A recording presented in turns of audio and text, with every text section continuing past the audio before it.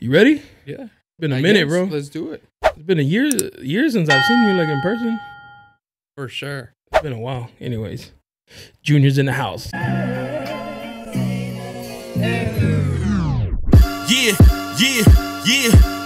You looking for me, you can find me at the spot. Chopping it up with Jonah. We talking about what's hot on the block. Up in Dago, man, we bumping. Keeping it confidential, you know this how we coming, we in front. Looking for that real, better tune in and stick by. Put on for the city every time that I dip by. Get into that gritty every time that we sit down. Promise you it's real every time that I get round. Welcome back, Barbershop Confidential, the podcast. Your boy Jonah, we in the building. Today I got a special guest. My boy Junior came through. King's Group in the building. How you doing, man? Chilling. Been a Thanks minute. for having me. Been a long minute. I think prior to COVID, huh? Yeah, dude. Definitely. Been a minute. I think since like the downtown, really. Time flies. That's how we met each other. So when I met you, we are both like on the streets of downtown, trying to get people Hustling. out here trying to get people into the clubs and shit. Hustling. And I remember, bro. Like he's always out here. Like you was always like putting in more effort than anybody else that was like out there. Like even me, like it was just like for fun. And you was like, nah, I'm trying to do something. And then you just kept growing and growing and growing until you took over pretty much downtown, at least the north end of it. We had a run. Yeah. We had a run. Yeah. So it started at Deco's? Yeah, I think, the beginning was Deco's, definitely. You know, it's funny we were just talking about a couple of them right before we turned this on. Deco's. Then you went to below on Broadway. You know, the three Viscuso. The big venues. Ones. Yeah. And then, the empires crumbled and everybody was crumbling. And I think right after that, we went back on the grind. I think all of us, most of the people that worked in those venues had to go outside of downtown for like 3-4 months. To work because of COVID, no? COVID shut it down? No, we're talking 10 years before that. Oh. With this. So when that whole Deco's below on Broadway when they sold it. Yeah. It shut down like that avenue for the independent promoters. It was like the high-end venues that stayed open. Yeah. And, people had a grip on that. So everybody that was doing their thing on the hip-hop side of things had to go like outside or the outskirts of, the city. And slowly but surely we got back in there. I think right after that, I think we picked up, the first thing was Sevilla. Oh, Sevilla. Yeah, that's shout out to true. Moses. Yeah. And Joe, he gave us a shot there. And then from there, slowly but surely, after that, F 6 came. Oh, that's right. Park. I forget about like all those clubs and shit. I think it was F 6. Then we got into Park. AD came around. Oh, AD. Yeah. Shout out to AD. That was my favorite. Then we did Basement, Flux, and the rest is history. Yeah. We've been around the block. Yeah. Were you the one pulling all the talent? Yeah. Or was that eventually I think that when I got started, before people start trying to pull fact checking, when I started, I was working for somebody. Right. And then, like you said, slowly but surely, I came in there from being a paper pusher, passing out flyers and stuff like that. And eventually, I had to branch off, do my own thing. Yeah. Maybe by choice, maybe not. And then that's when we went full force. And eventually we created this entertainment company where we were not only doing the promotions, not just getting a ticket rib, but we were putting on the whole production, putting up the money ourselves, bringing the artists, taking 100% of the risk. And that's, where that run comes off, like, became the top dogs in the hip hop, in the scene for a minute. Definitely for the hip hop shit, huh? Yeah. Yeah, y'all were holding it down. Yeah, I remember that, dude. Like, and I thought it was dope, but like I didn't see what you saw. And probably a lot of people didn't see what you saw in that industry. It was just more like, oh, let's just have some fun. If you make some money on there, like that's cool, Like you, like I was working for somebody too. Yeah. I'm always gonna try to find my own like money in the same place. Yeah. But like I'm gonna try to find it my own way. Yeah. So I would go to like clubs and talk to the bouncers, be like, yo, let me skip a couple people and we'll split whatever they give me. And they're like, all right, cool, So I was always like, if I'm gonna be out here, I want to make a little bit extra money and shit. But you were like thinking like bigger picture. Yeah, there was definitely a system design that worked, but I can't speak for everybody, but I can speak for myself. I came in there with a different type of mentality. Yeah. Maybe not off the rip, but definitely 2 years down the road, I was 21, 22, but I was, not 21, 22. Like I was living alone. I was, taking care of my own expenses. I already think I was, if not already with a kid on the way or about to have a kid.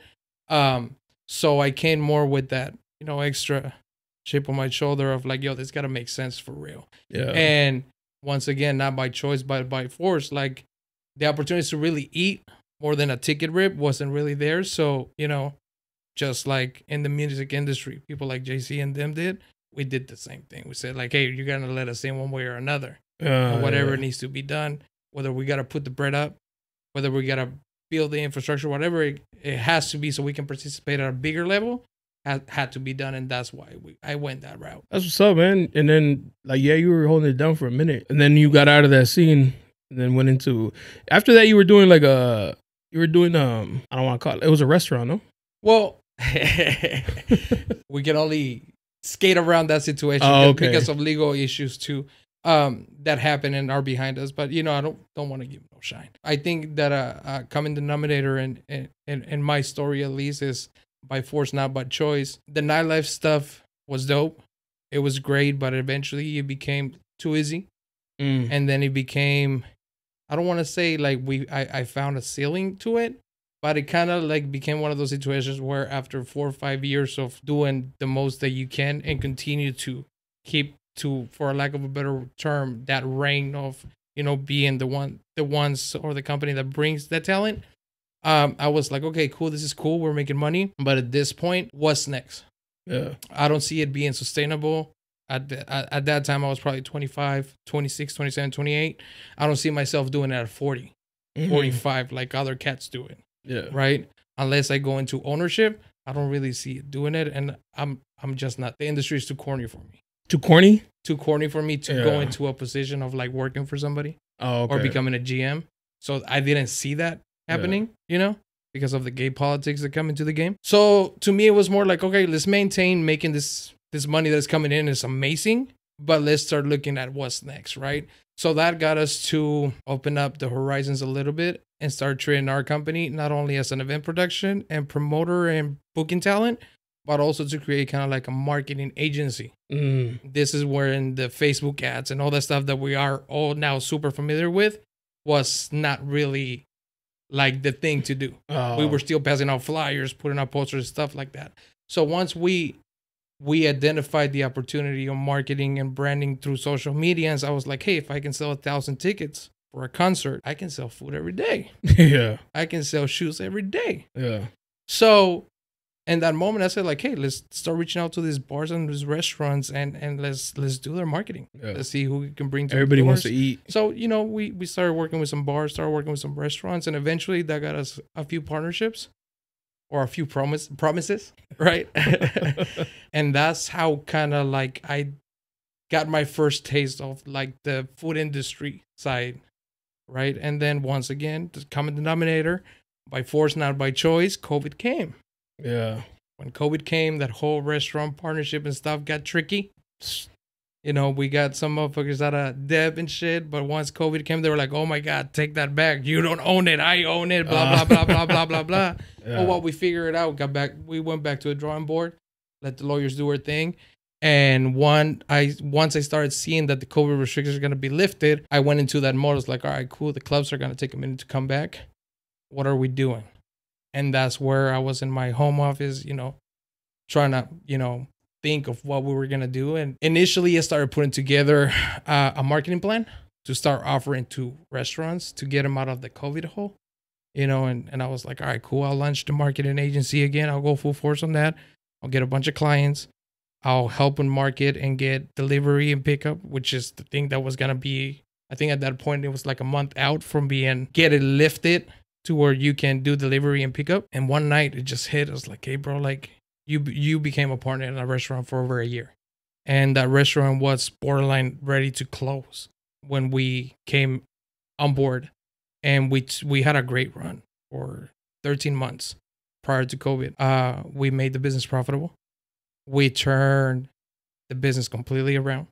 We made some noise to my guy over there. We made some great money. Yeah. My guy realized what it was to have a Rolex on his wrist, And I came in there doing marketing. But doing marketing, like I always been passionate about what I do. So even though I was doing marketing, I was also there 24/7 most of the week because the nightlife shit was automatic. So I would spend my time at the restaurant. So I got to get in the operations. I got to see how things work out. I got in the kitchen. I got in the menus. I got in and optimizing the operation. Also because of the marketing, you know, you start bringing all this volume of people and you see you're bringing the people. But in order to get the results, like the bartender needs to know how to serve them. Yeah. The cooks needs to be fast enough to handle all that people. The cost of expenses can skyrocket, you know? Since my deal or my stake in that place was gonna be determined by the impact that I had on it, I was forced to like really dive into the operation and help the business with the operations and make it better. When I was fast forward to when I'm back in my office after COVID or during COVID, I was like, what? I have the knowledge now. Why the fuck am I gonna depend on other businesses to cut me a check? Yeah. Especially right now that nobody wants to spend money when I can just open my own shit. And worst case scenario, I fell and I got EDD, bro. It's all good. Everybody's getting that check. Yeah. You know, but if it works, and that turned into a food truck. I thought that was like super clever, bro. Like I was watching, right? And I was like, that's smart, bro. Because right now, like people can't even go to restaurants or they don't want to. They're like still kind of hesitant. Like, yo, you know, COVID. I don't want to get sick. Delivery, you know, it's the same thing. And then I was like, the food truck, that's smart. People want to eat. Yeah. People want good food. And like being able to go pick it up real quick and then go home. What more do you want? Shit. Yeah. What made you pick the hibachi? Because that was the first one, no? You know, during COVID, everybody was kind of forced to find houses and shit like that. So at the time, I was going up to LA to pick up PPP because we were slanging PPP. And there was this business that was booming over there that I kept noticing with the hip hop culture and the artists. There's this hibachi spot over there. Is it the bus one? Yeah, it was buses. Now there's like 25 different companies up there, right? Yeah. But at this point, there was this main two, right? But they were big and they were buzzing. So when I had that realization of like, no, I'm not gonna go into the marketing firm side of it or the digital marketing agency. I'm gonna open my own thing. I said, all right, cool. What am I gonna do? Can't do a restaurant. And that's where the idea of doing the food truck came from. I was like, yo, LA is popping and there's not one here in San Diego.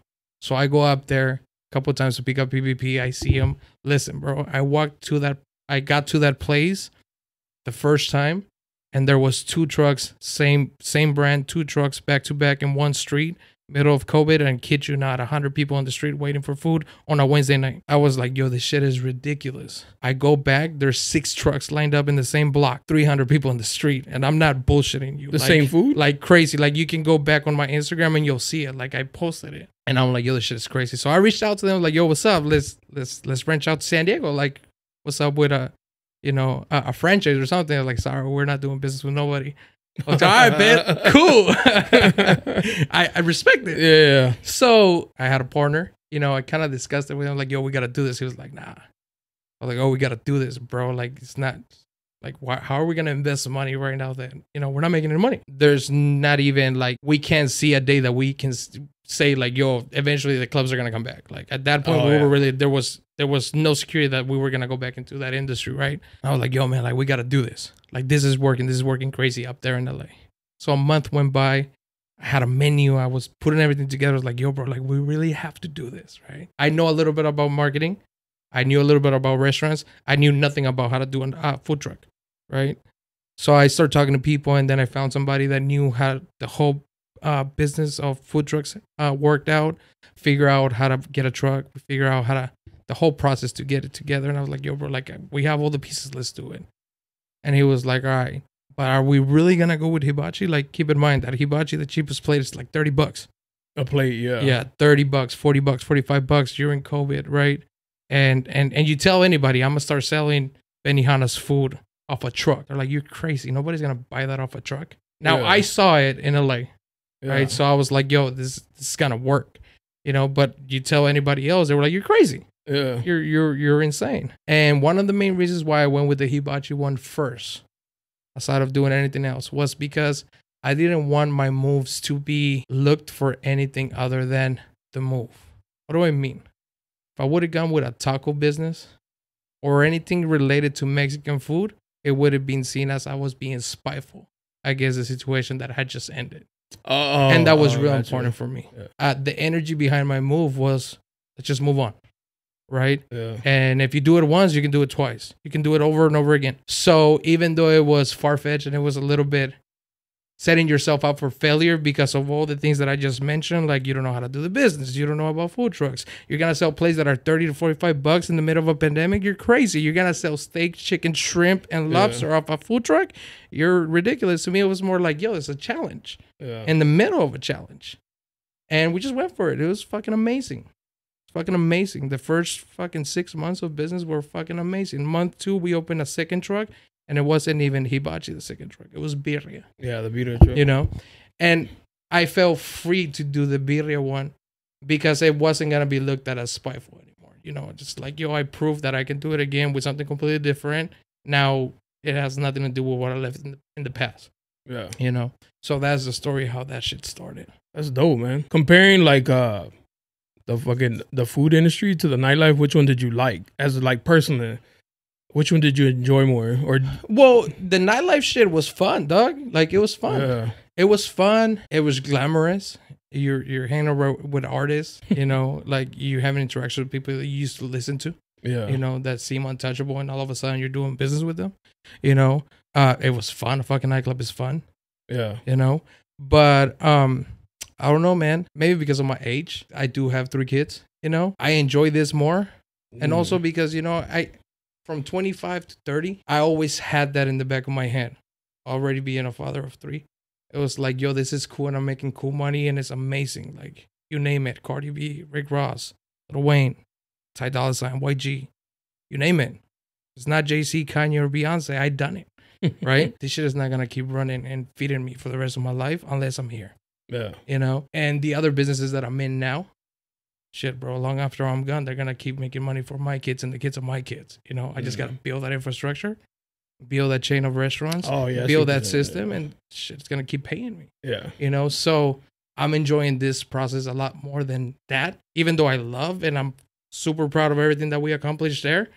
But I think that the ceiling of that last industry that I did was too low compared to the ceiling that I have with this one. So I'm loving this one. So where'd you grow up? I grew up in TJ. On TJ. I was born here. Uh-huh. I went to school here all up until I think 1st grade. Then my mom got her papers taken away because she had us over here, and I moved to TJ. I was raised in TJ until I was a freshman. When I was a freshman, I moved back over here. I didn't even speak English, and I've been over here since I was a freshman. Oh, okay, but what area did you grow up in, or after when you came back? Oh, when I came back, well, when I came back, the first apartment was right there off of Euclid and Estrella, City Heights, Eastside Boys. I went to a high school in Scripps Ranch, though. So I played football. I went to school in Scripps Ranch, but, you know, been around. You think that the upbringing is what fuels you to do all this? Definitely has a lot to do with it. Like the motivation behind like the hunger, because you know what it was like. I think that hunger comes from my mom, definitely. I think the hustle comes from my mom, but that drive and that motivation to do it does come from there. There's nothing bigger now at this age and in the position that I sit at, which I got a long way to go still. There's nothing that brings me more satisfaction of like the homies being like, yo, you did it, dog. And we being with you or behind you because we're younger or we're your age. And we see that it's possible now. And, you know, when I come around anywhere and the homies are there from back then, like, it's like, you know, it's all love and it's like, goddamn, we can all, you know, like we were in the same corner. Yeah. We were in the same block. We went to the same school. We went to the same house parties. Yeah. And you're actually doing it, you know? So definitely has a lot to do. It's definitely a driving force on everything that I do. And it's definitely that I keep something that I really keep present at all times. Like I tap in, I'm around, I come around, and I make it a purpose to try to bring as many with me as I can. That's what's up, man. I only ask because I know now you have kids, right? And you were talking about like the things you're building now is going to be for like the future for them, right? Like you want to leave that to them so they can, you know, either grow it or at least live off of it, no? Yeah. Do you fear, and I always think this, not just like you, but in general, like when people do this and they build like this company and they, you know, it's like, oh, they say it's for my kids. And then I think like, damn, but what if they don't appreciate it like you did? Because you did it out of hunger. Like you're living good. You know, you're good. So like these kids, they don't understand that hunger. I think it has a lot to do with, you know, once again, I think that one thing that our culture, and I'm not speaking about any color or any race, I'm just saying the American culture. Oh, okay. Compared to the Mexican culture. Yeah. Like Mexico culture, not Mexican culture. Like when you grow up over there, right? Yeah. You don't grow up. Not Mexican American culture. Yeah, yeah. Like you don't grow up with that entitlement. Yeah. And then you don't grow up without that lack of drive. I think that the American culture, and I'm not talking colors, I'm not talking races, I'm just talking America, the U.S. culture, has a lot of lack of accountability and a lot of entitlement already in the DNA of the culture. The DNA, yeah. Right? So I think that as parents, it's our job to make sure that we guide them in the right direction. Look, listen, if I don't show my kids the principles and that drive and that hunger, they're not going to have it, and they're going to be entitled because dad did it, right? Yeah. So it's my job, and I'm held accountable to that every day to myself when I wake up and I go to sleep, of teaching them. Like I got a 15-year-old that's been working for over a year in my business, Nice. right? Savings account looks amazing. I never had a savings account like hers until I was like 25, Yeah. right? She still goes to work every day. And she knows the rules of how she spends money and what she needs to do, how she needs to save it. And I'm giving her the game, and I'm barely teaching her how to drive, but she already knows that she's buying a condo. You know what I'm saying? Yeah. My 9-year-old, you know, he knows that every time it's like, I'm going to be the CEO, check. You're tripping, dog. Like, you got to earn it. Yeah. Don't be talking like that. That's the we part. just did an event for the community 2-3 weeks ago. Oh yeah, for Easter, no? Yeah. And, you know, there was a dope moment where we got all the kids in the park to get behind us to do a picture with the baskets that we gave away. Talking about 300 kids behind us and stuff like that. You know, and I obviously pulled my family to take a picture. And the first thing that came out of his mouth was, hold on. I'm the CEO. I'm the face of the company. I was like, yo, you don't talk like that, bro. Yeah. No, you're not. Got to earn that. Yeah. And you earn that sweeping the floors, working the truck, cooking, prepping, cashiering. And until you earn it, you'll be that. Don't be talking like that. So it's our job as parents to do that, you know? Yeah. And make sure that they don't grow up entitled. Now, at the end of the day, That's they're like going to do what they do. Yeah. But you got to try your best to try to instill that in them. Yeah. Yeah, I always think about that, like, you know, we're not parents yet, but I hear that a lot, you know, like, oh, I want to leave this to my kids. And it's like, that's dope, man. Like, you busted your ass off for that shit, you know, like, you knew the struggle, and then they get it, and they didn't go through that. Yeah. So it's like, yeah, like, then they get to keep all the shit you worked your ass off for. And then for them, like, I don't know, when I was young, my mom would be like, it's going to hurt you more when it costs you. Exactly. Yeah, like, you want to buy some shoes and fuck them up, I bet you won't fuck them up if you pay for them, right? Exactly. So, like, you give him the business, and he's just like, well, if it doesn't work, like, you know, like, there's no attachment to it. And then just think, like, damn, that would suck. Yeah. You did all this shit, and then for them to be like, well, like know, I said, I'm telling you, like, and I see, it like, all starts family with members. accountability. Yeah. Starts with accountability, and accountability starts with you. Yeah. Like, you got to make sure that you guide them the right way. Yeah. And you make them grow up the right way and instill everything. And I don't care how busy you are. I don't care how many locations you're running. I don't care how many businesses you're running. I don't know how many employees you have. You got to be CEO. You got to be worker. You got to be head of household. You got to be a father. You know, and I'm adamant about that.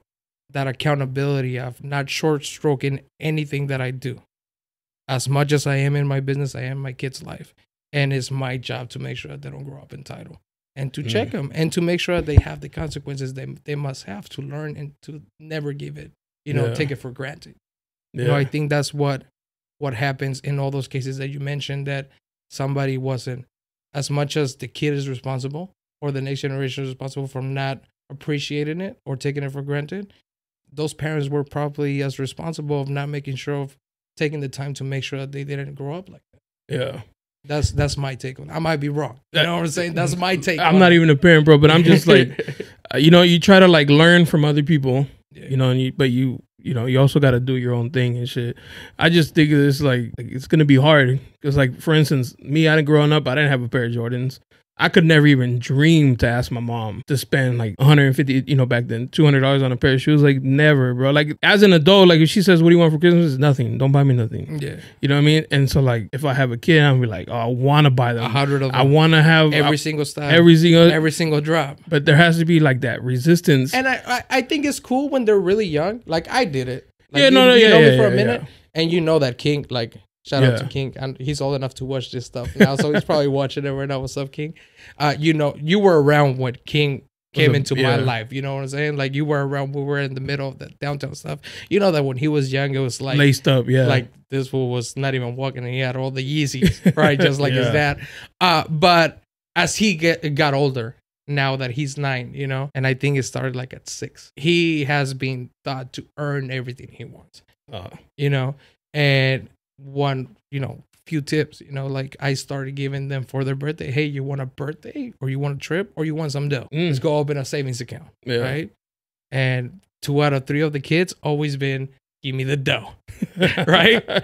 So from a young age, both the oldest and King, is being like my savings account, right? And they want something. It's like, all right, cool. What are you doing for it? Yeah, Chores, this, that, boom, boom, boom, grades, whatever, and then go buy it with your money. Now dad is gonna buy you stuff and give you stuff, right?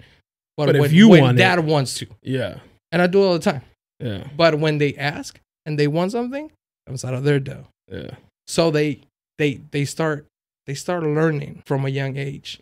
You know that in order to get something, you gotta do something before, instead of the other way around. Yeah, just giving them. I say that, bro, but I already have like a bunch of little baby shoes. Well, I'm telling you, you get it out of your system when they're young and they don't understand. And I talk to my girl, I'm like, damn. I tell her, like, I don't want, if we have a son or girl or whatever, I don't want them to think that they're gonna be laced up because dad's laced up. I think that, but I'm already buying them. I'm like, I'm already fucking up. That system of like making them grow into that person that is not entitled starts at 10, 12. 10, 12? You know, because that's when I kind of started with the oldest. She's 15 right now. And she said she's the type that like, hey, my checks, I don't touch them. I live off my tips. And then she started with a marker on her tips. Started with $200. All right, I'll go fuck off some money. Then I make back my $200. And now she's at, like, the marker is a little bit different, you know? Because obviously now she wants like the shoes, she wants the babe bags, she wants all this stuff that is a little bit more expensive. So that market, and it was a beautiful thing because it wasn't that change didn't come from me anymore. I just told her like, hey, listen, leave off your tips, don't leave off your, you know, don't fuck off the dough that you're making in checks, leave it in there. Especially right now, because while she can, right? Yeah. She said, cool. So she got that down, and she started, hey, Dad, I want to buy this. Cool. How much you have in tips? $250. Cool. Go spend it. Came back from spending it the first time and said, like, hey, listen, don't spend another $1 until you have $250 and make that the rule. She did that. Her marker is probably 10 times that right now. Right? Because now it's like, yo, I want to go buy this babe bag. Or I want to go buy this new drop of shoes, right? She's into shoes. She's a little sneakerhead. And now it's like, yo, I just fucked off this on the last trip that we took to LA. And I'm already here, almost back to that marker, you know? And now it's just from her. It doesn't come from dad or mom. So, you know, I think 12 and up, that's when you start seeing that. When they're young, give it to them, dog. Like, if it was in my means, my kids had it. Oh, okay. You know, if it was in my means, my kids had it. Before I got it, they got it. You know, especially if I do it for myself, I was going to do it for them. Yeah. Yeah, it's weird when you see like, and we used to see that shit. We used to see like the girls who had kids. The girls were all, I'm talking about the club, the club hoes and shit. How they'd be all laced up and then they'd post their kid like on some bummy shit. And it's like, damn, girl, you spending all your money to go to the club and shit. Why you gotta do them like that, dog? Yeah, bro. Like, so you see that shit and it's like, damn, at least I gotta have the kid looking clean too. Yeah. Shit. Don't be selfish. Mandatory. Yeah. Mandatory to keep them clean, man. Bro, who was your favorite artist to work with? All right, we're gonna break down that question. I developed some personal relationships with some of this art, some of the artists that I work with, you know. And you know, if I answer that question literally, whoa, you know, rest in peace, my brother Nip. That's an actual artist that I work with from $1,000 in a room to breaking $50,000 checks with, you know. So if we went for that, who's the favorite? Well, that's like my bro. You personal, know what I'm saying? Personal, like, that's personal. And from there, I don't think I got a favorite artist, but I do have favorite moments, you know. And those favorite moments is, you know, we go back to the upbringing, you know. When I was in high school and when I was grinding and hustling the house parties and stuff like that, I was riding the bus to the parties or to work. I was listening to Yeezy. I was listening to Ross. I was listening to all this DJ Khaled, all this the stuff. And eventually, you know, like I want to see myself in the foreign and this and that. And all of a sudden, 10 years later, you have him next to you contracted to do a concert. So those moments, those full circle moments is the shit that I loved. Like, damn, homie, like I used to listen to Yeezy and now have Yeezy with, you know, so those moments were dope. And obviously, every time that it was a challenge. When somebody blew up and nobody can touch him, nobody can get him, and we could. Okay. Those moments, like the Cardi B moment, you know, we're the only ones that brought Cardi B to San Diego. And we just happened to do it at the perfect timing where she went from being cool to being a superstar. And being able to pull that off, that was a dope moment. You know, and outside of that, you know, once again, you know, I identify with most of the hustling, you know, artists, and being able to do that, Rick Ross, to, you know, all those kind of artists was pretty dope, you know, because you grew up listening to them. Yeah. The downtown scene, for what I remember, bro, I was like, and for some reason, bro, it was like hard for me to leave that shit. And I wanted to leave. I was like, man, this is not like, it's not a good environment to be around. I didn't really like it. Like, I wasn't making enough for me to be like, oh, this is like, you know what I mean? But it was hard for me to leave because the attention, you know, and people always hitting you up and shit like that. And then when I finally left, I realized, like, bro, my phone was dry as fuck. Yeah, so people that you were, all of a sudden, they were like hitting you up because they wanted to get in, or they wanted to like be at the show and shit like that. Yes and no, you know, because from maybe the first 2-3 years of me doing that, it was like that. But then I went into this different mode where I wasn't doing that. Oh, okay. You know what I'm saying? Like, there was different experiences and the way that nightlife stuff went, depending on, I don't want to say your position in the building, but kind of like the role you played in the building. You know what I'm saying? So those meaningless conversations and friendships and relationships, I don't really have them. Oh, okay. Like, people knew better than to hit me to get hooked up, unless there were somebody that was entitled to that. Make sense? Yeah. Like, unless it was somebody that is supposed to get that kind of treatment, it wasn't happening. I don't care how much money you're spending. There's a different type of ties with me, you know? And I think I left that to like my promoters, right? But I did notice the difference in what I'm doing now. At the beginning, now is back as loud as when I was in the nightlife, right? Because the brand got big. But at the beginning when I was building, well, it wasn't really noticeable to the bare eye how big it was getting, right? So when you have your head down and you're grinding, it's definitely not the same that when you're out and about and you're the talk of the town because you got the hardest artists with you.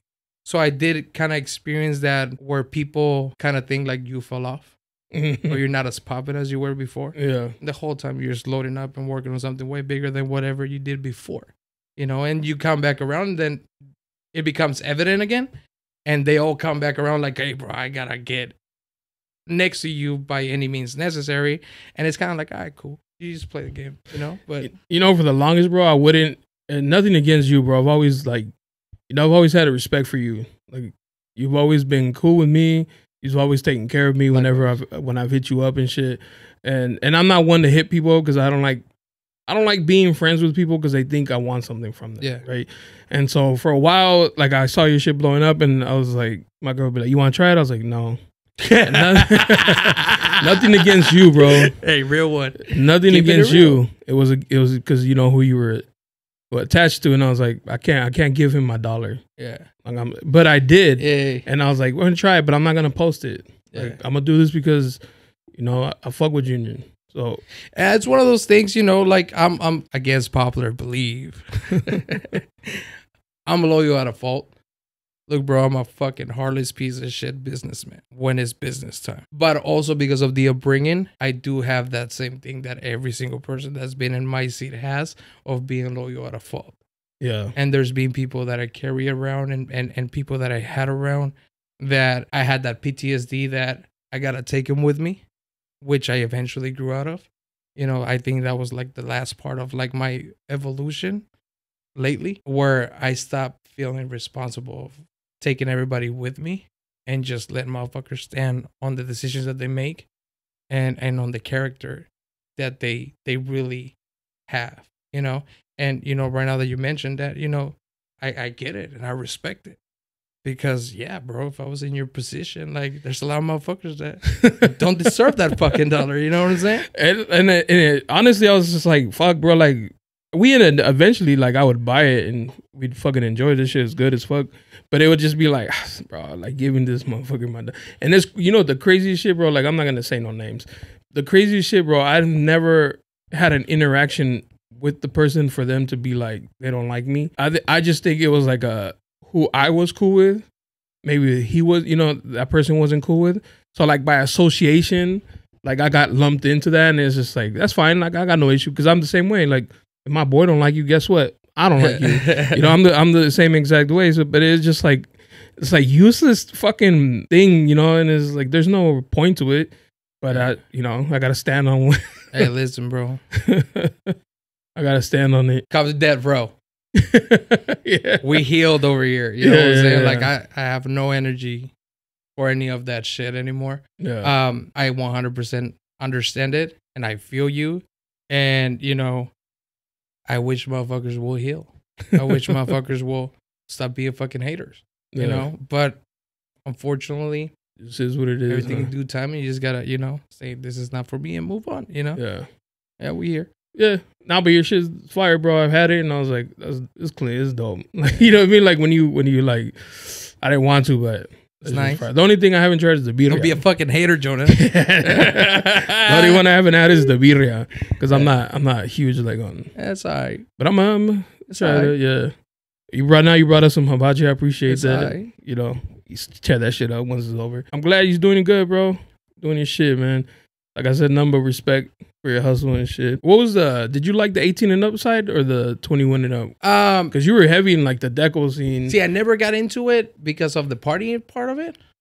You know, I got into it. The backstory, I was doing promotions for C90 and for this internet radio station. And that's how I met my first boss. Right? Because contrary to anybody's belief, I did have a boss at some point, you know. So from the first event that I hit downtown, it was with the intent to get into the business. So did I like the 18 and up side? I fucking loved it, dog. There's the most money in there. Oh no shit. Yeah, I would have thought no because there's no alcohol. But here's the thing, like as a promoter, or an event production, you know, when you do an 18 and up event, more than likely you're taking the fucking door. Because you're not taking $2 off of the alcohol. Yeah. Or off the person coming in so they can consume alcohol, right? So yeah, I fucking love the 18 and up. You know, the 21 and up is cool for status, for branding, for shows, and then eventually we grew into presenting the whole event and bringing the talent and putting the money up for the talent. So I love the 21 and up events as well because I was getting a rip off of every fucking piece of alcohol that was being sold, right? So I loved it just as much as the 18 and up. But you know, to me, it was money. It was a business. So I enjoyed both as much from the go. Just curiosity, because you know how people talk. And downtown, you know, in San Diego in general, are full of people who fucking chirp like little birds and shit. Do you think there's anybody out there who would say, "Oh, Junior stepped on me to get to like the next position"? Yeah, for sure. Oh, okay. I think your did. Oh yeah, he's a homie now. You know, for a long time he was being slick. Yeah. You know, we used to have the same barber in common. And shout out to him, though. Like, there's no beef with us. We're good. I see him respect, and I always have respect for him because he was the guy way before I even come into it, you know. But I also don't like dinosaurs that are fucking haters. and I'm not saying anything that I haven't told him directly. Yeah. And like I said, we're both grown men and we're cool. We're at a good space, you know. But at some point, there was some kind of shit there, you know. So I think I came in when he was already the guy, and I was never gonna be able to fuck with him when I came in. Down the road, as I was growing, well, things started decreasing for other people. Even for me, if I would have stayed around for another 10 years and COVID didn't happen, maybe somebody would have been able to knock me down just because I don't understand the business anymore. I'm too old, right? So definitely on my way up down the road, after a few years, he wasn't at his prime anymore, right? And I think there was a deal where I came in and he was already somewhere, you know, and obviously I was young and I had the network and he was already, you know, trying to reinvent himself. So I can see where he can feel like that. But for my defense, like I've always been super respectful. I just told you that I always been loyal at fault. I can tell you, and motherfuckers can fact check me that were around for this situation. I wasn't to be that guy because I didn't want to be done like that. So there was a period of time where I was like, yo, let's keep him on. Let's figure it out. Let's break bread. And I feel like he was more the one that wanted to say like, nah, fuck that. I need to move for him to come in. And it was like, yo, bro, like if we go down to numbers and business, like you got to go. I stay. Oh, yeah. Because they got to make money. And I'm the money. And I was more like, we can fucking share it. It's all good. Even if I bring most of the cake, we can share and split it down the middle out of respect for you. You know, I always been like that. You know, I always been about Karma. Karma. Not being so greedy. Sometimes you're the big dog. Sometimes you're the little dog. Like everybody can play the role and coexist. Sun comes out for everybody, dog. That's something I say at least 10 times a day. The sun comes out for everybody. And if you're willing to fucking work and hustle, you'll be all right. Yeah. You'll be all right. There's enough money for everybody. There's probably a few partnerships that went bad that we'll say that I probably step on them. I didn't step on them. I just kept working. I just kept going. I kept figuring it out. And I just don't have it in me to leave shit hanging or leave people hanging. Yeah. I'm big on accountability. And a lot of fucking people hate me because of that. Especially when they get in business with me or when they work for me or they work with me. Damn, bro, you ain't got to tell me about accountability. You're not my dad. Bro, I'm sorry, bro. I can't go against. I practice what I preach. You follow me on the gram, homie. 20 hours a day up, working. Since you know me. Till this day. You know why? Because I see that every successful person does that. And I'm a firm believer that no man is above the program. No man is above the program, dog. Like the rules are set. And you got to put in the work if you want to reap the benefits. So yeah, there's probably definitely people that feel like, yo, we step this and that. And nah, bro, I just wanted more. That's just what it goes down to. I just wanted more. And I'm willing to do the work. Yeah. And I'm willing to be the boss, just like I'm willing to be the worker. I'm willing to give the orders. But one thing about when I give the orders, my boy Anuel says it in Spanish, yo mando y voy. I'm not too good to go do it with you. And if I'm giving you the order, I'm in the position to tell you what to do, is because for a long time I was the one doing it and bringing it back to somebody. Yeah. Until this day, I have partners that are bigger than me, and I have mentors that are bigger than me. And when they come around, I open their doors. When they come into my establishment, I serve them out of respect that I'm not there yet. A lot of motherfuckers have this ego. Yeah, don't allow them to do that. Never had an ego, dog. Ego's a motherfucker. I never had an ego. That same ego doesn't let them enjoy your shine. That shit comes from insecurity. Yeah, that's one thing I hated, bro. Insecurity. And there's like people, bro. I'm gonna just keep it bug. There's people who are don't go there, dog. There's people who are friends with people because of their status. Definitely. And that's one thing I will never do. Yeah. And then and somebody like you who's like, I want to be around people who are better than me. That's cool, and I respect it. But for me, I just can't be around people who I don't want to be your friend because of something you can do for me. Definitely. I don't want to be your friend because of who you are or what you do. You know, could we work together? Yeah, but you're not gonna be my like. I don't want you to think I'm your friend. Because if it's work, it's work. Yeah. If it's friend, it's friend.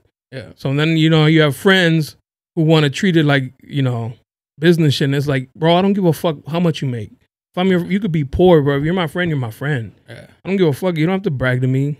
Like, I'm already your friend. Yeah. And then there's just people that just want to fucking constantly tell you, like, oh, I'm doing this, I'm doing that. Complex. Like, bro, you already got me as a friend. You won, dude. Like, we're good. Those people go impress those motherfuckers that you like. It comes back down to insecurity, dog. Yeah, that's all it is, dog. Insecurity. Yeah, it's that ego, man. It's that ego. Yeah, and so like I'll stay away from people just because of that. Like that's like it's draining, bro. Yeah, it drains energy, and I'm straight off it. Like I'd rather be cool over here, peaceful, chilling. You always been super laid back, super chill. Yeah, you know, not doing too much. Yeah. You know, you always been that. Yeah, I don't like the flossy mentality and shit. Cause it's like for what? Like I don't know how you probably feel, but like where I grew up, or you don't want to put tension on yourself. Yeah. You don't want. You know, I come from the same. You know, we go back to backgrounds. I come back from that shit. I mean, you know me on a personal level. Yeah. You know my tattoos. You know, mob ties.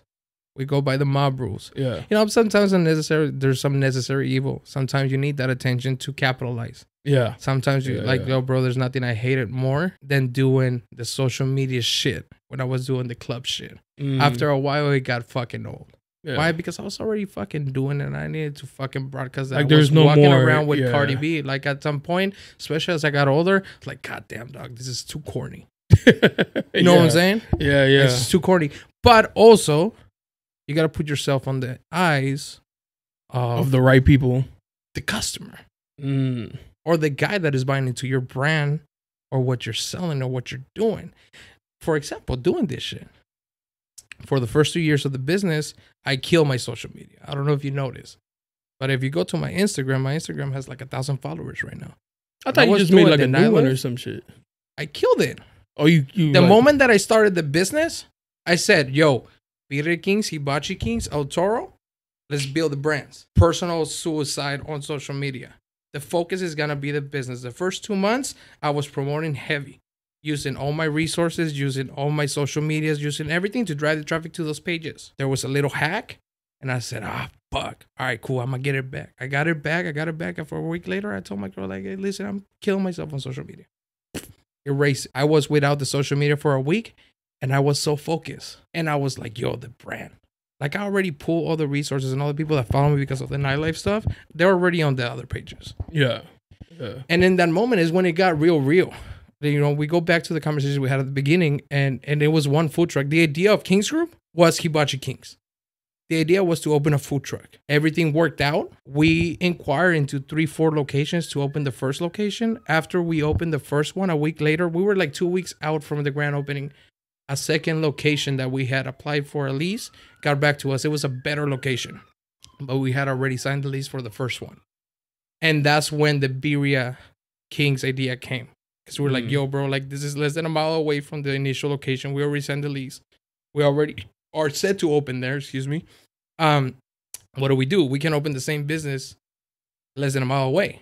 Even though it's a way better location. It's right off the 5 freeway on fucking East Street. Yeah. And that's where the idea of the second brand came through, right? Because at the beginning, it was just going to be one food truck. And that was where the idea ended. Once we opened the first one, we opened the second one.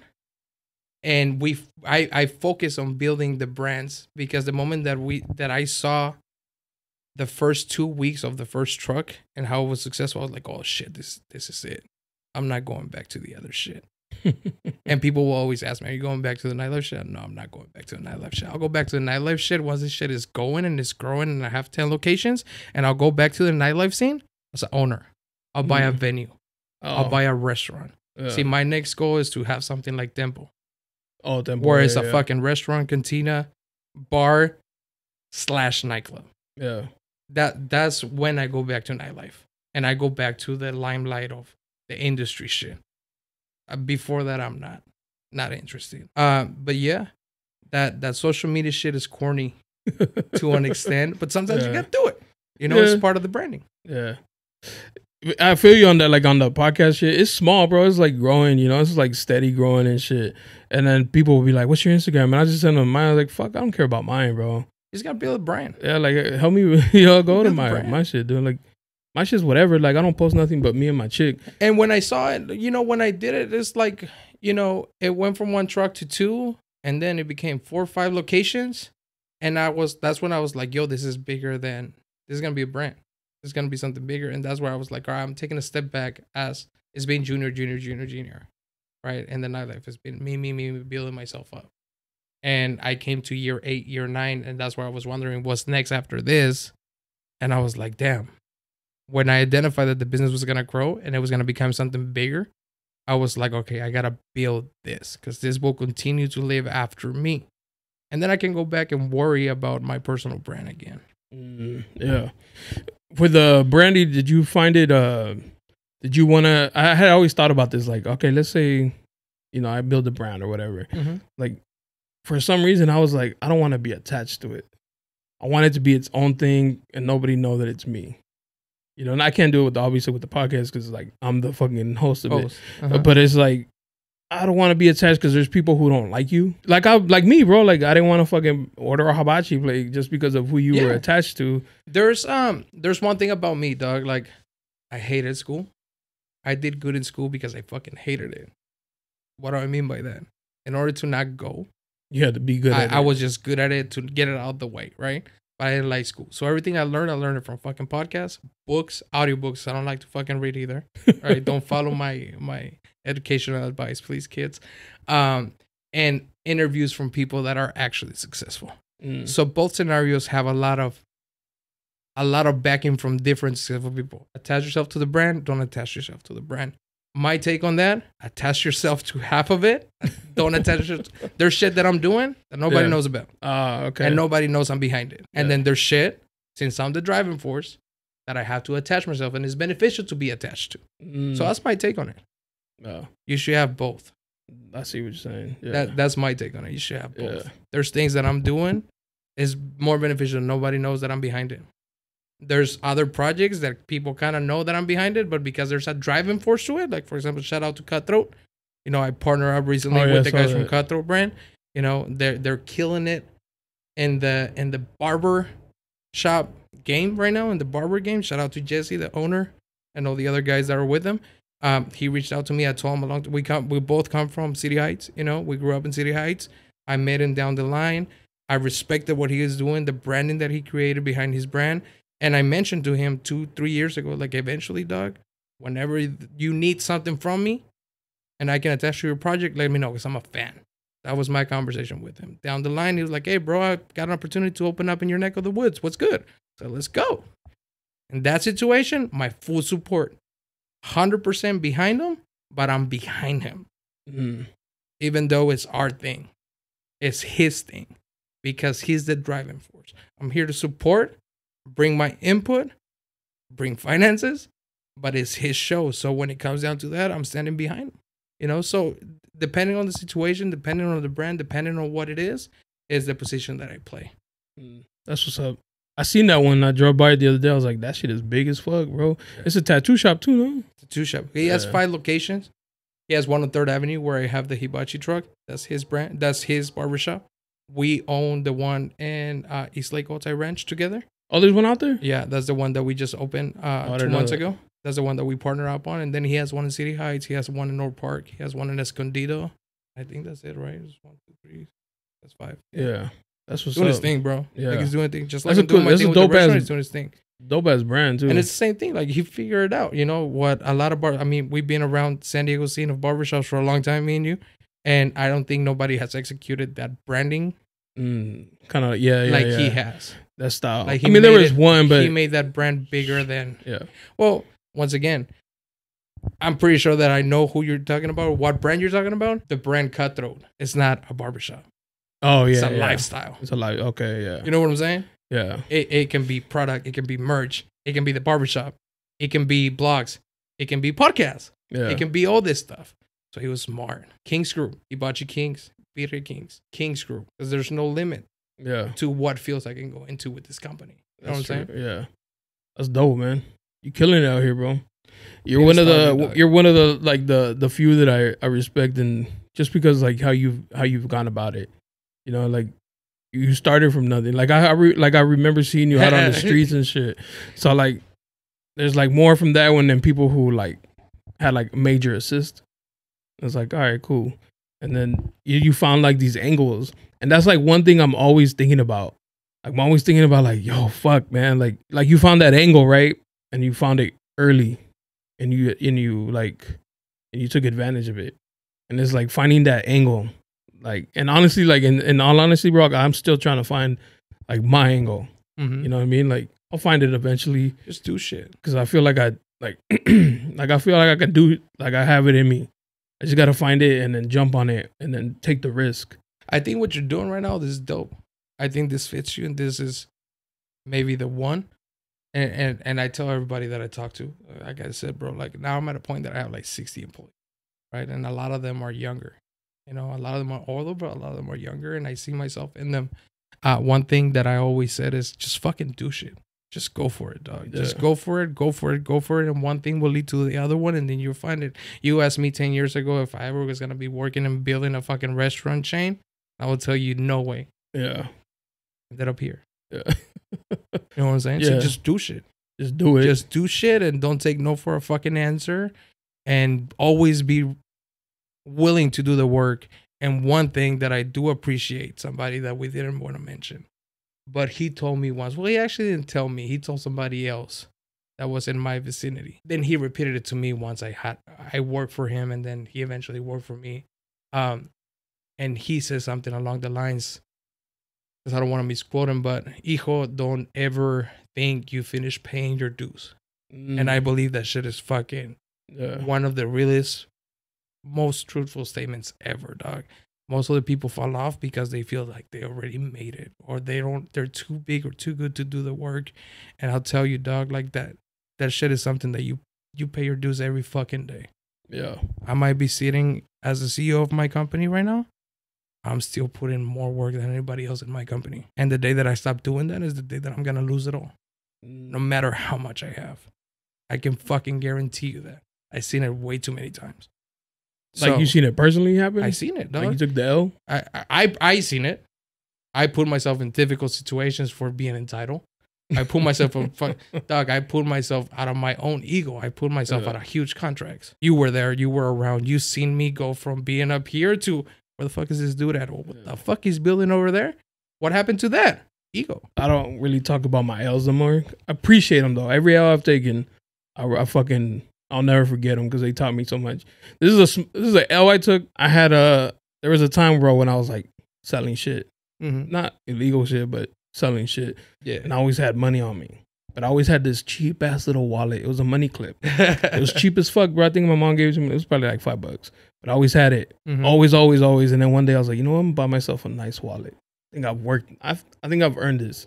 So I went and bought a fucking nice wallet. And then I took a huge L. And I blamed it on not the wallet, but me thinking I earned it. Yeah. I was like, that's what you get. Yeah. That's what you get for thinking you're there. Like, and you're just like, oh, it's just a wallet. But that wallet, it made me realize, bro, like, you can't think you won already, bro. And I was like, I got it, man. I'm up. There's nothing that could take me down.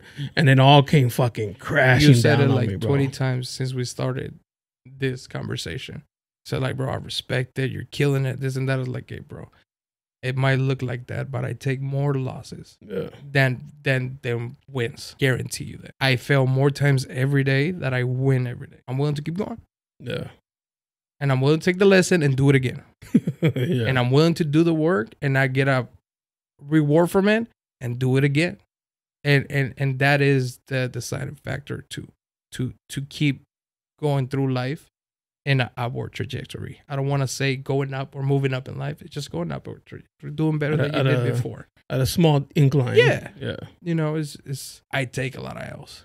And now I like to talk about them because my hope is that if not everybody else watching this, at least my kids can refer back to this and say, oh, my dad used to take L's. Yeah. So, okay, I got to keep going. It wasn't always dubs and shit. Yeah. So I think that's a lot of what you see now. You see all the wins. Well, social media is only for wins. And shit. You see all this stuff and you don't really get the real. And that's when the entitlement starts and the lack of accountability comes because everybody thinks it's all fucking fun and games and it's amazing. And they don't really see what it really takes, you know? And I have really present in my things to do now that I'm going to start focusing a little bit more on the personal brand and you know, and getting a little bit more notoriety at a personal level on documenting those sales too. Because I think the 14, 15, 18-year-old me needed to see that. I needed to see more of that. What do you do when shit doesn't go like you think it's supposed to go? Yeah. What do you do when you put in the work and you don't get the result? Yeah. Right? What do you do when you did everything right and you were supposed to win and you still lost? Right? I don't think enough people talk about that shit at all. Everybody's just too afraid wins and shit, to show how vulnerable you can be. Everybody's too afraid and too insecure to show all that. I'm not. I lost 1,000,000 times. I win 1,000,001 because I'm not afraid of saying like, "Hey, I lost. It's all good. Get up and do it again." That's tough. Yeah. That's the first thing that you learn as a kid, dog. You bust your mouth. What do? You get up and you keep going. I don't know why we become adults.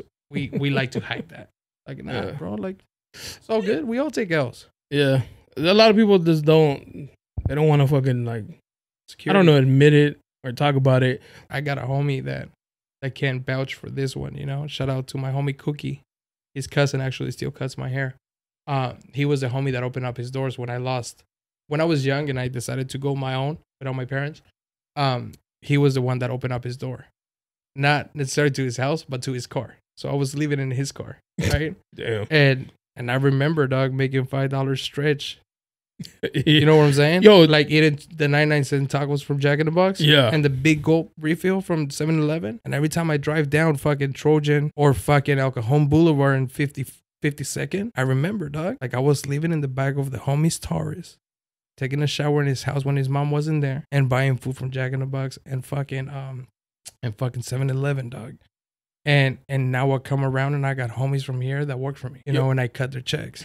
And those moments, that hunger and that those experiences is what make you never take it for granted or become entitled. For sure. Hey, isn't it crazy, bro? Like when you don't have money, you make little money last. Yeah. And then when you're up a little, it's just never enough. It's never fucking enough, bro. What the fuck is that? That's like the weirdest magic trick, though. When you ain't got shit, that $5, just stretch it. It's gonna last you the whole fucking week. When you ain't, we go back to the same thing. When you up a little, by choice, yeah, by force, yeah. I appreciate all those fucking situations that I've been put in, bro. And then I feel like kids these days, like I don't know, you probably know this, bro. It's a little bit easier now to make money than back in the day with like social media, cell phones. Definitely, bro. Like making money now is like a little bit easier for these kids. Mainly, I'm talking about like young people, right? Mm-hmm. Than when we were kids. Like me, I was selling fucking candy out of my backpack. Different. You know, like making whatever I could make. The kids these days fucking get a camera, go on YouTube, cash $1 million checks, and you're like, what the fuck, bro? Like, was I born in the wrong era? You know what I'm saying? Like, I always think that shit every day. I'm like, dude, I feel like I'm late sometimes. Was I born in the wrong era? Nah, bro. Growing up in that era compared to growing up in this era does give us an edge, though. Yeah. That edge is that we don't feel like everything is microwavable.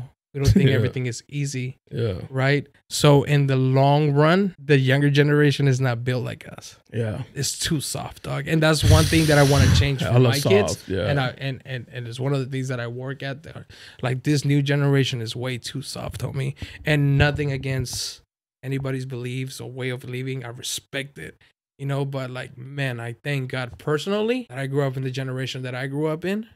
Right? Looking at my parents and at the people behind me, how hard they work, how not entitled they are, how accountable they are. Because, bro, if I can give this game to my kids, they're going to be running circle around everybody else's kids, dog. Because everybody's any generation underneath mad soft 5 years younger than us, anybody under 30 right now, soft. soft, bro. Soft. And aging like milk in the sun. And I'm just like, yo, bro, like that's all it takes for you to give up? That shit fucking mind fucks me crazy. You know what I mean? Like, that's it? I think, bro, that's it? Have you noticed like people don't do shit? And it's like, all right, like when you're young, bro, and you don't want to do shit and you want to be bummy, by all means, bro, like experience that shit, I guess. Like everybody's, had a moment where they don't feel like doing much, right? Yeah. But I feel like once you have somebody who kind of relies on you, whether it be you have a fucking there should be a fucking spark, fire under your ass 24/7. Yeah. I'm always thinking, bro, like mind blowing. If I can't work no more, I mean, like I still have to find a way to do shit. Mm-hmm. Like the bills don't stop. Mm-hmm. They're gonna still fucking send that monthly bill. The rent's gonna still be due, like I still gotta find a way to make fucking put food on the table and shit. And you don't even have kids yet. Yeah. I always tell the homies, like the younger homies, or even the homies that are my age that don't have kids, it's like wait until you have a kid, dog. Yeah. That fire under your ass turns completely different. Yeah. Once you have kids. Yeah. But yeah, this new generation is crazy. Soft as shit, huh? Man, to each his own, dog. Respect. I mean, it's just respect, but facts are facts, homie. It's just like the whole music thing. Facts as fast as facts, homie. Though you listen to music, and you're like circles around these people, whack, bro. And then we end up sounding like our older heads when they were old. When we were young, they'd be like, "Turn that shit the fuck off. That shit's trash." It's just like this constant fucking rotation of life. Because of the shit that we did, I think I accept like the music and all that stuff. It's just the mentality I can't fuck with. Yeah. The mentality I can't fuck with.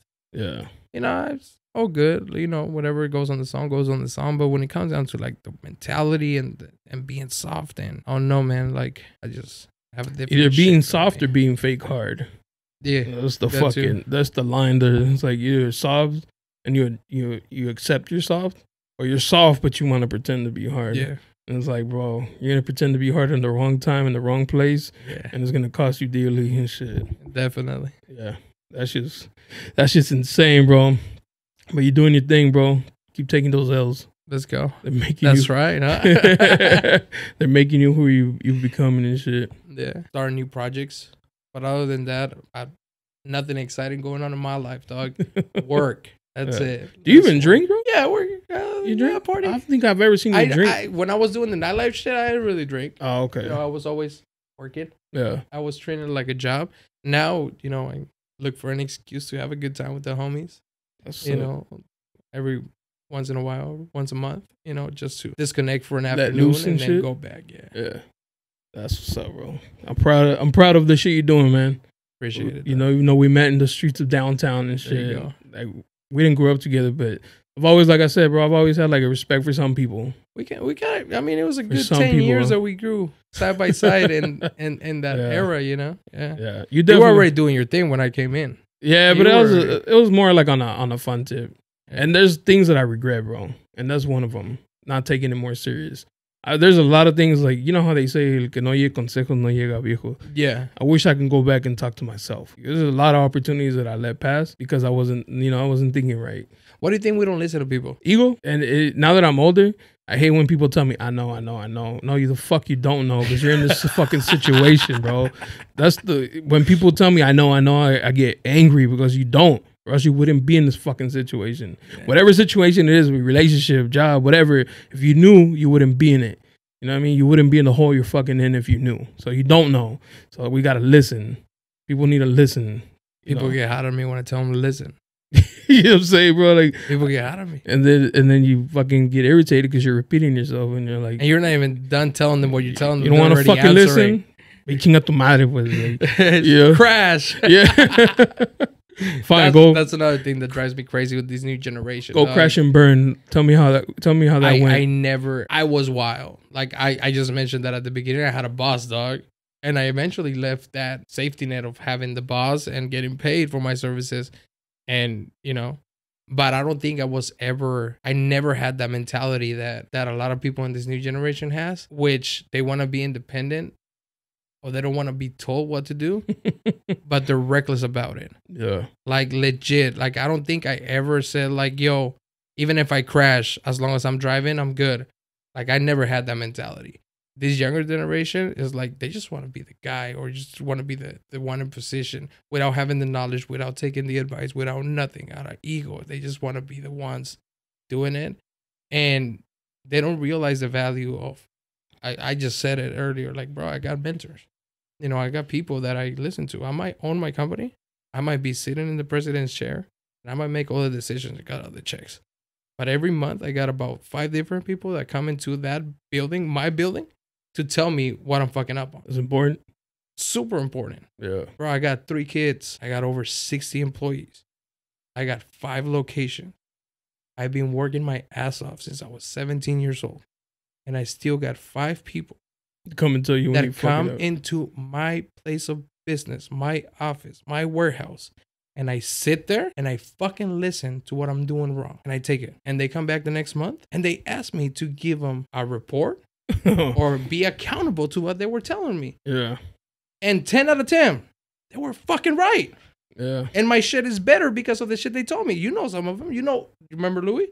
Yeah. Louis, I used to hate him. He used to hate me. We have a huge fucking history in nightlife. Yeah. That motherfucker has done so much to me after nightlife. I appreciate him so much, dog. Like, that's one of my main mentors. Hey, Louis, it comes down to you doing this wrong, you're doing that wrong, and he gives it to me with no sugarcoating. You know how he talks? Yeah. And I take it, dog. I take it and I fucking go back, get it done. I say, come back, you were right. Thank you. And I think that more people need to learn that. And have that present, like, hey, we have 2 ears, 1 mouth. Mm-hmm. We should listen more than we talk. Yeah, and I've been guilty of it before. Everybody has. Everybody wants to be a chief. Nobody wants to be like the fucking. And there's no problem with that. Yeah. I'm a firm believer. There's no problem with that. But you gotta take it a step at a time. Yeah, you gotta take it a step at a time, or you crash. You gotta do the shit down at the bottom to become the G. Yeah, that's it. Yeah, you want to be the guy, be the guy. Take it from the guy. Yeah. But before I was the guy, I had to take every single step to get there. That's funny because when I used to do sales, I hated when people who were above me, who didn't know sales, try to tell me how to sell. And it's like, I don't know how you got there, but it wasn't this way. Yeah. And you don't know shit. Like, you know a different aspect, but you don't know what the fuck you're talking about. Mhm. And that's frustrating. Because they're like, We go back to the corniness of any industry. Yeah. So I don't fuck with the system in the industry or any other industry out there. You know? And once again, by force, not by choice, I think that I built my own shit out of not being in those positions. Mm. You know what I'm saying? That Yeah. you don't even have the validation to be in the position that you're at, and you want to tell me how to do things. Yeah. That's the biggest problem. Take this one, everybody that's watching this, right? We were just talking about accountability. We were just talking about not listening. See, when I didn't want to listen, I went and I built my own shit to have something to back me up so I don't have to listen. Yeah. And until I build my own shit so I don't have to listen, right? Then I have that. And now, instead of having that attitude of I don't listen, fuck you, you're not valid, now I listen more because I did the work to get there and to understand when it's corny and when I gotta listen. Yeah. Simple. That's fucking true. Like, I read all of Gary V's books. Mm-hmm. It's easy to be like, I want to do exactly word by word because he's successful. Mm-hmm. But I have this thing like I'm anti, idol type shit. Mm-hmm. Like, Ego talking. yeah, it's my ego for sure. Like, but it's more like, it's more of a like, yeah, some shit worked for you. Yeah. In your circumstances.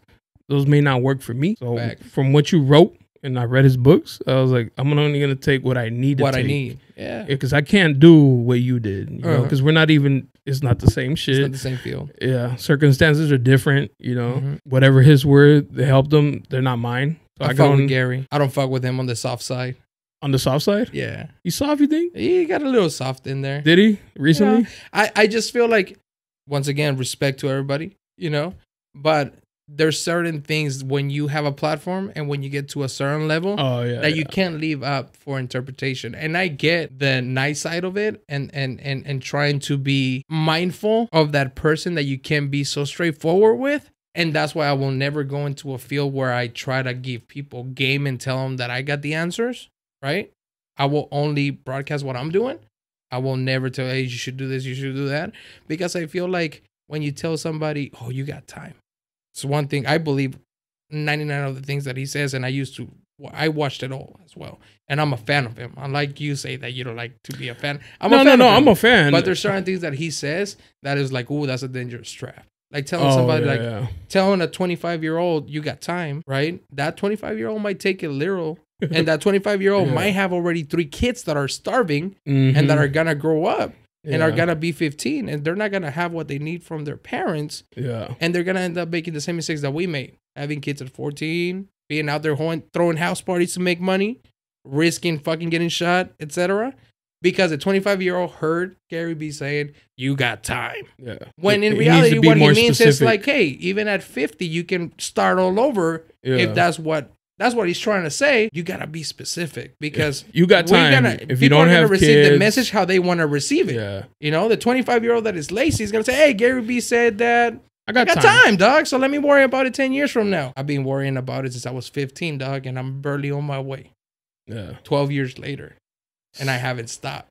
So you just gotta be mindful of the message because we don't know how people are gonna receive it. That's what I meant. Yeah. I was mindful of like the messages in his books. I was mindful of the messages he was putting out on, social media.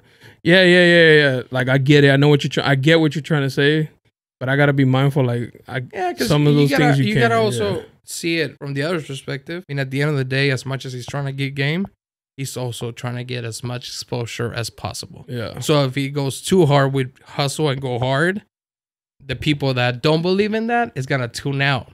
Yeah. So you always gotta see it for what it is. Like, yeah, this was giving us value. He's giving us good input, good advice. But at the same time, his end goal is for everybody to agree with him. As much people as possible. Yeah. The most clicks, the most likes, the most engagement. Yeah. Right? So you got to take what works for you and you got to leave on the table what doesn't. Yeah. Always. Hey, same thing with me, dog. You don't have to subscribe to what I think or what I say, dog. Whatever fits, great. Whatever doesn't, leave it on the table. It's all good.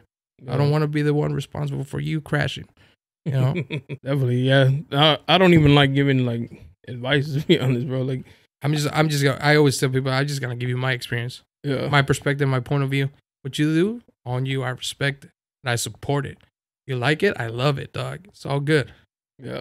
You don't have to subscribe to my way. This shit worked for me. You decide what you do. You know, straight It's up. like it's like a get out of jail free card though. You're like, it's when you say something. I have risky, experience. Yeah. I lost too many people. I lost too many friendships. I lost too many people that I care or I loved about for wanting a lot more for them that they wanted for themselves. So at this age, I have made peace with only opening the door and showing the way, but not forcing you to walk across it. Oh yeah. You can't force them to drink the water. Or forcing them to stay. If you gotta go, go. Support it. I'll love you from a distance. Because trying to keep people with you, trying to keep people growing, trying to keep people to get there with you has fucking derailed me and slowed me down and drained me so much that I have now made peace with that. Before I was like, yo, everybody's coming with me. We're all gonna get there. But that's because you see it that way, and then they may not see it. They might see it like, oh, he always wants me under him. When you're like, let's go all eat. One of the things that triggered that change in me recently, right, was there's people that I cared dearly for, that I was invested on my success as much in theirs because they were part of my success. And one time there was a comment made that it was something along the lines of like, don't confuse motivation with manipulation. When I saw that from somebody that I cared about dearly and I wanted them to win, where they were confusing me, motivating them and wanting them to come with me and get there with me, with he's trying to manipulate me, I was like, oh, fuck this. Why am I doing this? Yep. I want you to win because I never had nobody that wanted me to win. Nobody went out of their fucking way to make me win. Yeah. You know me. You've been side by side on my fucking search of success. You mentioned all the situations in downtown. Nobody gave me a fucking opportunity, and I can stand here and tell you there's nobody that gave me a fucking opportunity to open a door for me. Nobody. If anything, they wanted to close it. They wanted to keep me out. And you can attest to it. You've been there, right? When I got in position, I always been like, yo, let me bring somebody with me. Let me put somebody in position. Let me take them with me. So when that turns into you wanted it so much that you push them and try to get them, and they start seeing like, oh, you're trying to manipulate me. It's like, oh, trying to take advantage, trying to use back. Yeah. Try to take back. Like, you will never look at your mom when she cooks that food for you and she provides it for you. Like, oh, she's trying to get me to fucking sweep the floors tomorrow. That shit is crazy. Yeah. Nah, she's doing that out of love. You know what I'm saying? She's trying to feed you. Well, it's because people don't do shit out of love no more. But it's, it's all good. Everybody has to. I had my path. I had to learn my lesson. I had to crash. I had to fail. I had to lose it all to appreciate everything that I appreciate now. So it gets to the point that you got to make peace with all that shit and put the opportunity in front of people and let them take their decisions. That's it. Yeah.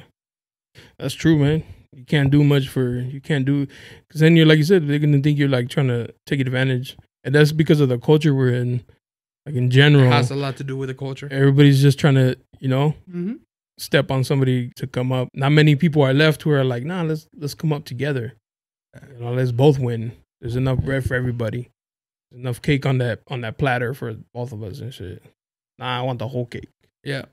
I want the whole cake, yeah. that culture of shit is a fucking rat race. That culture of shit is nasty, bro. Yeah. Because I genuinely, I don't fuck with that. I just don't fuck with that. Yeah. Like, to me, it's like there's certain rules, there's certain principles. And hear me straight, homie. Like, nobody's perfect. I done fucked up shit in my life, but I always had my consequences for the fucked up shit in my life. Yeah, and I think after I became a father, like, I don't do anything flaw intentionally. You know what I'm saying? I try to be as solid as possible. Yeah. And even when shit don't work out, more than likely, I always gave more than what I received, dog. Because I remember being there looking for the opportunity. Yeah. I remember being there working 24 hours a day, 7 days a week for somebody to collect the big check and me get paid out $500 a week. And when they got to the door, it was like, it's Junior's event. It wasn't my event. We're talking decos. Somebody else's event that was collecting the big check. Yeah. But even with that person, fucking thank them. and I'm appreciative. Oh, they taught you If something. everything that he showed me, even if he reaped the benefits for the first 3 years and he ate handsomely, great. The next 10, I fed my family with that. And you know how I fed them. You know what I'm saying? I went big, you know? So even, it was, at the end of the day, to me, it was a fucking fair trade. And I wish him not to success. Shout out to Art, homie. Like, Damn, I learned so much from him, dog. Yeah. All the good and all the bad. And I don't fault him. Because when you're in a position to be the boss, when you're in a position to be the leader, to be in a position to pay the bills, dog, Oh, damn, there's a dude. lot to comes with. I forgot all about him. You know, even you can't judge people, dog. I mean, he taught you. He gave me opportunity, dog. Yeah, I remember seeing. He opened the door. He let me in. Yeah. So no matter what, I'm always gonna be in debt to that guy. And I'm always gonna appreciate it for doing that. Straight up. Now I had to go my way. I had to find because it wasn't enough, and I had to build my own shit. Eventually thing played out. We ended up competing. You won. The younger guy won. I don't think it was the younger. Nah, but you had the touch on because you were on the ground level. We go back to the same shit. I learned so much from him. Yeah. Because I stayed in position as many years as I stayed in position because I never did my promoters like he did me. Yeah. Motherfuckers were eating with me. Exactly. I remember coming to him like, yo, dog, I got a kid on the way. Let's partner up. Got fired the next week. I was like, damn. And I was like, yo, really? Yeah. And he was like, well, let me put you on this other project. And I get it. I respect it. Trying to take from his plate. I respect it. Yeah. And I learned. I learned to longer vision, homie. That's crazy, bro, because I feel like I be fucking up and I be keeping people around or I stay cool with people because they open the door for me. But then it was just to the point where I was like, that's the only thing. When you start thinking like that, though, you lose, dog. I'm going to tell you something. We started talking about somebody you don't fuck with that I had around, blase, blase, blase. I'm not going to go into details, but I'm going to tell you something, dog. I might have kept this motherfucker around for 10 years and he ate handsomely off of my drive. It's all good. It's all good. I feel like it's such a short moment in time. Even 10 years is and that's one thing that we don't realize. And I haven't learned until now that I'm at this age, that even 10 years is such a small period of time compared to what is really going to be. I started this company 2.5 years ago. No matter what happened from the beginning to now, it's such a small period of time compared to what this company is going to live for. So whatever happened in that time and is behind us and we're fixing or whatever, it's such a small piece of time that even if they leave taking, right, I'm at peace with that. Because once that is done, I reap the benefits for the rest of my life. Yeah, I feel like maybe I didn't communicate it right. I don't have a problem with that person. They, for whatever, had a problem with you. For whatever justification they might have. I think he had a problem with me too. Who? If we're talking about the same person. Yeah. Like he, for some reason, just didn't like me. We might be talking about the same 3 people. Yeah, or 4 people. 4 people. Right? It's all good. So when somebody doesn't like me, it's like, one, I know it was never that serious because nothing came from it, right? Yeah. It was just like a petty, for lack of a better, it's just petty. They don't like me, and it's like, okay, that's fine. You don't have to like me. Like, I'm not a golden coin. But, you know, like, I'm just not going to acknowledge you. You know what I mean? I think there's 3 or 4 or 1 people that we could be talking about. Yeah. Have a lot in common with other people that we talked about. For example, maybe your boss or some other people that we know in common. And I think it just comes from their insecurity. They don't really have an issue. They have an issue with themselves. At some point in my life, I had an issue with myself. But I learned that I had to just go to the mirror and face it, fix it, and put it behind me. You know, that undercover shit, that undercover competition, that undercover animosity, all that insecure, weak shit, like, it's bad, dog. It's cancer. And it spreads. And it fucks you before it fucks the other people. You know what I'm saying? Yeah. So I had partners, I had friends where I can see the animosity, the jealousy. And I'm like, God damn, that shit is crazy, homie. Like, we're supposed to win together. Yeah. But, you know, they rip the benefits of their energy always. And we rip the benefits of our energy. We spoke before they turned on the camera about, you know, 1 or 2 situations. My company's standing, dog. That's all. My company's standing. Yeah. I'm working. And that's all I'm saying. Like, my company's standing. My system keeps going. And a lot of that is not knowledge. It's not luck. It's just the energy behind it. The motivation behind it. Yep. and that shit has to be pure. You can have no hate. Oh yeah. No animosity. Has to no come with jealousy. love. No weak shit behind it. You gotta stand on principle. Don't be a fucking hater. It's in people. Don't bro. be a fucking hater. You know, every day you say that, bro. Every day before I pull out of the driveway, I pray. Every day. In my prayer, I don't pray enough. I ask for forgiveness for the negative thoughts that I may have against others and against myself. Mainly myself, because I feel like I'm my worst critic. I'm my worst enemy for sure. If my number one enemy is nobody out on the streets, it's me. It's me. It's always me that puts myself down. And I always fast for forgiveness for that. Because it's just natural, bro, to have like that little bit of competitive, right? That little bit of like, I'm doing good, man. But it should be. It's just human nature. I come from playing football too, right? That shit is good. Yeah. No, it's necessary. Being competitive is fucking good. But where's the fucking when it becomes like a? But when it goes unchecked, it becomes jealousy. Exactly. That's what I'm saying. And it becomes from a bad ill will. Exactly. When it comes from being a fucking hater, when it comes from being insecure, when it comes from being wanting to be better than the other person, not based on merits or validation, but just because. Yeah. Like, by all means, bro, I'm trying to be the best motherfucker out here. Yeah. But I don't want the other person to lose. Exactly. Yeah. And if I'm going to be number one, I want to make sure that I take 2, 3, 4, 5, 6, 7, 8, 9, and 10 with me. Right. And they better be the guys that will be number one if I wasn't a number one. Make sense? Yeah. Like one of my cousins, right? Another one of my mentors of that 5 group of people that I tell you that are my mentors. He pulled me to the side when I was doing the nightclub shit, right? He's the only person successful in my family, my direct family. He's the only one successful. And what I mean by success, I'm talking about money, structure, businesses, and long term. He's the only person that is successful at that level in my family aside of me. And I came in there like, hey, dog, let me borrow some money. I'm trying to go to the next level with the shit that I'm doing. They're like, all right, cool, sit down. He's about 12 years older than me, okay? And he is the person that showed me how to wipe my ass. Not being funny, dog. He was babysitting me when I was a kid because my parents went on vacation. And he's the guy that said, I'm not going to change his diaper. I'm going to teach him how to wipe his ass. It's my big brother. And I came in there being hot shit. Like, dog, listen, I'm funding this type of events. I'm bringing this kind of talent. This is my kind of deal with the night, with the venues. Like, I'm running shit, dog. All I need is this much more money in the bank account so I can fucking kill it. He just sat there, bro, for 2 hours just listening to me. And I must tell you in Spanish what he told me, okay? Manches, eres el rey de los pendejos. And I was just, listen, bro, like I froze. I was like, what? Okay, bro, like your mind on what you think success is and what you're measuring yourself with, you're trying to be the best of the worst, dog.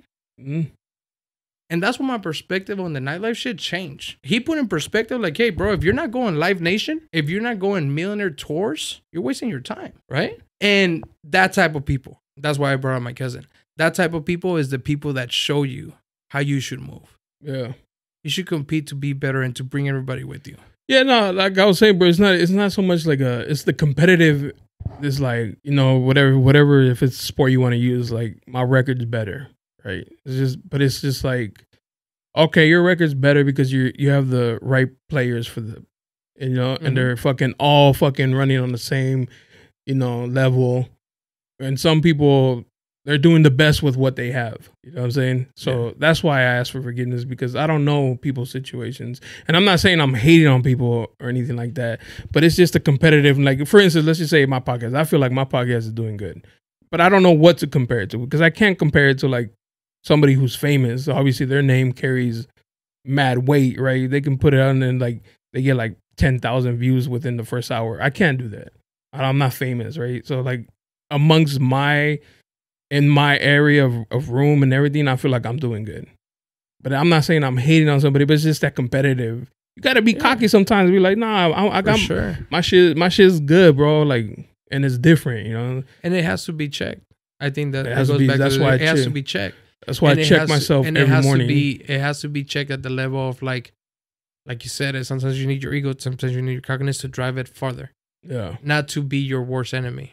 right? Yeah. And like you said, like, yo, I don't have the driving force of somebody that is, what am I measuring my project against other stuff, right? Instead of seeing what you're lacking or what you're not doing, what has worked for me is to see, all right, what strengths do I have and where I'm trying to take it. Yeah. What am I missing to get there? If the other guy is famous and I'm not famous, or what can substitute? How can I close that gap? To close that gap. Yeah. Right. Yeah. Since I had a person that was in my support system that about a year and a half ago told me, we're not restaurant guys.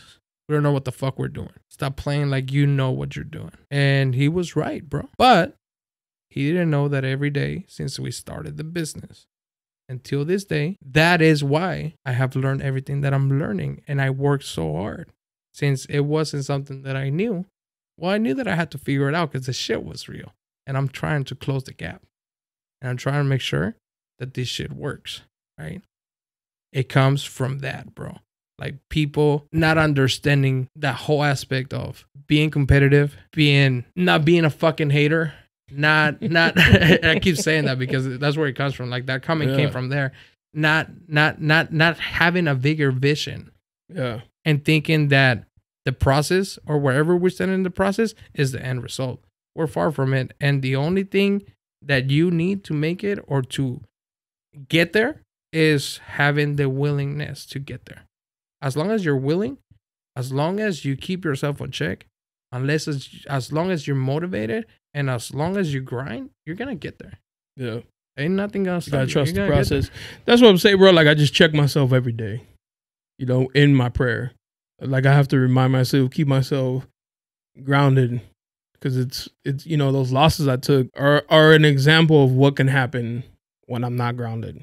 Yeah. So I check myself every morning. Every morning before I pull out, I don't put my car in drive until I've checked myself. You know, those L's are painful, huh? Yeah. Dog, one time I played myself out of a huge contract. Played yourself at Park. At Park? Was it an artist? Killing it, dog. No, just working at Park, like being able to do shit at Park. Oh, you killed your own circle? Yeah. Yeah. All of a sudden, cold turkey, doing events there every fucking week, killing it, dog. Like breaking records with big artists. All of a sudden, we can't close a deal there. Oh, and it wasn't told to me face to face, you know, which I get it, you know, but full circle. Now the person that was running the show there, right, is my mentor. They're like, yeah, bro, you came in there with that fucking hot attitude, thinking you were hot shit, and that's why you played yourself out of that contract, and you never got to book there again for like a year and a half. I was like, God damn, homie. Those are the L's that really, you know, now gives you that knowledge to be appreciative, to check yourself, to be conscious of not drinking your own Kool-Aid, because it's easy to drown when you drink your own Kool-Aid. Super easy, yeah. Don't be entitled. Yeah. Be accountable. Be disciplined. Be structured. Be appreciative. There's a lot. Be hard. Yeah. Be firm. Be fair. Go hard. And don't be a fucking hater.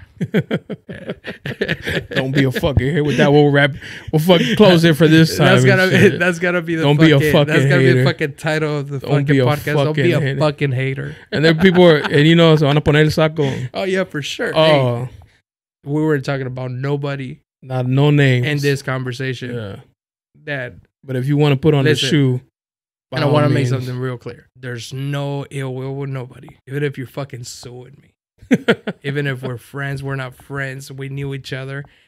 Whatever. There's no ill will. I wish nothing but success. And wins to everybody. And that I ever came across in my life. I'm at a point in my life where I'm thankful. I'm grateful. And I'm full of excitement of what's to come. And every single situation that I've been through or I'm in the middle or I left behind me, right, has been a great situation, even if it ended up in bad terms. Like, to me, I appreciate everything that we went through with whoever it was, and I still hold the best of wishes for every single person, and I hope they feel the same towards me. Because, you know, it's just a lot of relationship on the way. You know, sometimes it's never that serious either, bro. I've always thought, like, if it doesn't go, if the worst outcome doesn't come up, then it was never that serious. Yeah. It's just petty shit. Absolutely. Yeah.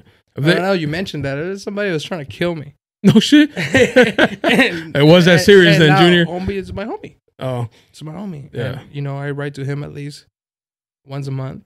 And I make sure that he has money in his books. And at some point, he wanted to kill me. And he's one of my good friends. Also, never that serious. Yeah, it's never that serious. Never that serious. Stop being a hater. Stop being a fucking hater. We're gonna start the merch. Yeah. Stop being a fucking hater. Stop being a fucking hater. Stop being a hater.com. Yeah. It's just a picture of, you know. No.